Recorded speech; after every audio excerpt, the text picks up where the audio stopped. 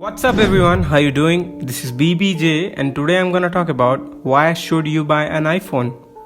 Excuse my accent and let's get started.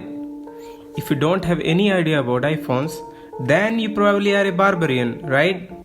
However, iPhones are the series of sweet little premium phones manufactured by Apple.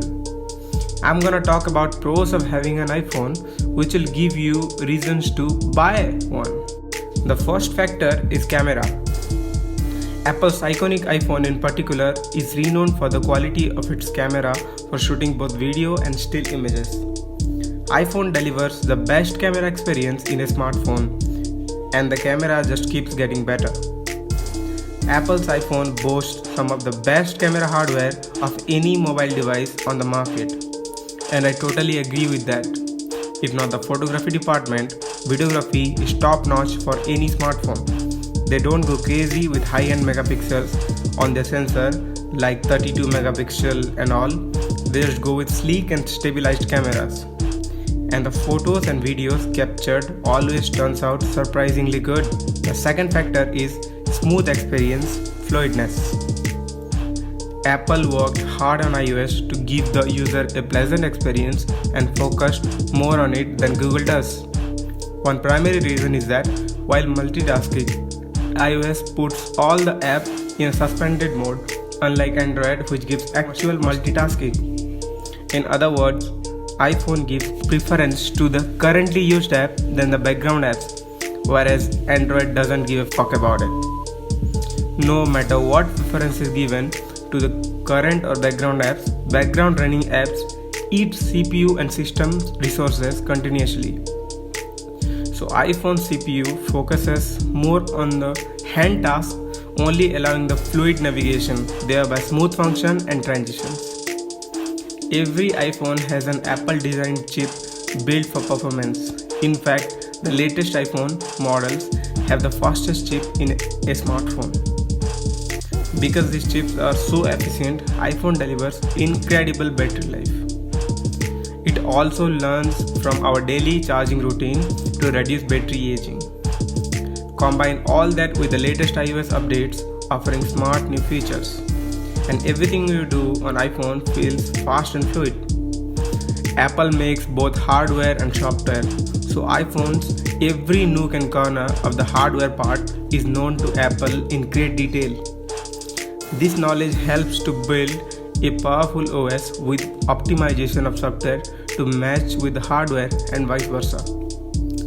This makes both hardware and software tightly integrated end-to-end, whereas Android devices are made by a bunch of companies using a common platform, that is Android, made by Google. Now each company is building its own version of Android to create more customized and simpler UI. But again, they have their limits. So the mismatch always exists between software and the actual device in Android phones. The third factor is security/privacy. In some circles, Apple's iOS operating system has long been considered the more secure of the two operating systems. Why is that? Apple's operating system is a closed system. Apple doesn't release its source code to app developers, and the owners of iPhone and iPads cannot modify the code on their phone themselves. This makes it more difficult for hackers to find vulnerabilities on iOS-powered devices. Unlike many other phones, important data on your iPhone is encrypted from the start, then protected by your passcode, Touch ID or Face ID. Apple apps makes Maps and Safari help keep private all the places you go and sites you visit. Apple will not sell your information to anyone for any reason, and easy to install software updates help protect the device and the data from security threats. Android devices are the opposite, relying on an open source code, meaning that the owners of these devices can tinker with their phones and tablets operating systems. Too much tinkering and the owners might create a weakness in the device's security. Then there are manufacturers themselves. If a phone maker puts out a new device with a modification to the Android operating system and there is a vulnerability in that code, hackers will find it. Android is more often targeted by hackers too because the operating system powers so many mobile devices today. The global popularity of Android operating system makes it more attractive target for cyber criminals. Android devices then are more at risk of the malware and viruses that these criminals unleash. The fourth factor is the Apple ecosystem. I know you might have heard about this one before. I cannot overstate the benefits of an Apple ecosystem. When you enter a contact on your phone, it is automatically on your iPad and your MacBook and your iMac. When you enter a new calendar event on your iMac, it is automatically on your iPhone and iPad, and you know the rest. It is seamless and it just works fluidly. If you get a Windows laptop and an Android phone, you can get some synchronization with Google Calendar, but it won't be anything close to seamless. Software such as iCloud, AirPlay, AirDrop and Continuity allows us to start a task on one device and continue it on another. For example, you start a Pages document on your Mac, but you need to leave the house. You continue it on your iPhone thanks to iCloud files and multi-platform applications. Or you start texting on your phone, but you're listening to music on your HomePod. You know the notification is there, but you do not want to reach your phone.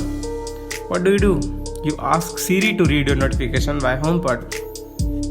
How cool is that? iOS software updates are instantly available to all of its users regularly and consistently, which enables all iPhones to get the latest features and security updates. When you use an Android phone, you won't get the updated OS until you buy a new one. Nowadays, Android smartphone makers are trying to release updates for its users, but they are either not consistent or not for a long time. The sixth factor is built-in apps. The first app that I'm talking about is AirDrop. I know AirDrop is not an application, but it is a feature in iOS that makes sense, like that is greatly used, that is widely used between iOS users, and that is really hassle-free to use. Using Bluetooth 4.0 low energy to broadcast, discover and negotiate connections, and point-to-point Wi-Fi to transfer information, AirDrop is fast, power efficient and secure. When you are using it between iPhones and iPads, you can AirDrop photos, videos, contacts, passbook, passes, voice memos, map location, and you get the idea. FaceTime is the second app that I'm going to talk about. FaceTime is Apple's video and audio calling service. Think of it as a phone that uses your Wi-Fi or cellular data connection instead of traditional phone lines. You can use it from any iPhone, iPad, iPod or Mac to call anyone else using any of those devices. Placing FaceTime video and audio calls are ridiculously easy to do. There's a built-in FaceTime app on every iPhone, iPad, iPod and Mac. FaceTime is also integrated into the phone app on iPhone, on iOS and Mac OS. You can make group FaceTime calls very similar to Google Hangouts. The next step I'm going to talk about is iMessage. iMessage is Apple's own instant messaging service that sends messages over the internet using your data, period. The seventh factor is life-saving features. There are several small features that is very satisfying to use, like this one. Let's say that you are reading an article and have scrolled down to the bottom and now you want to go to the top. It is so annoying to scroll all the way back to the top like a loser, right? But Apple has got your back. Tap the time icon twice on the top and see the magic. You are redirected to the top.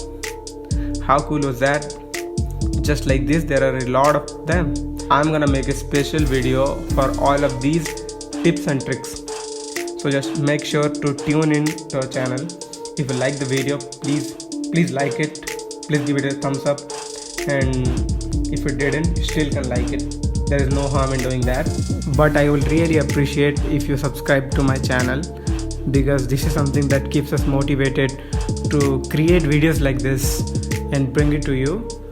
So thank you for watching and have a nice day. Ciao, adios.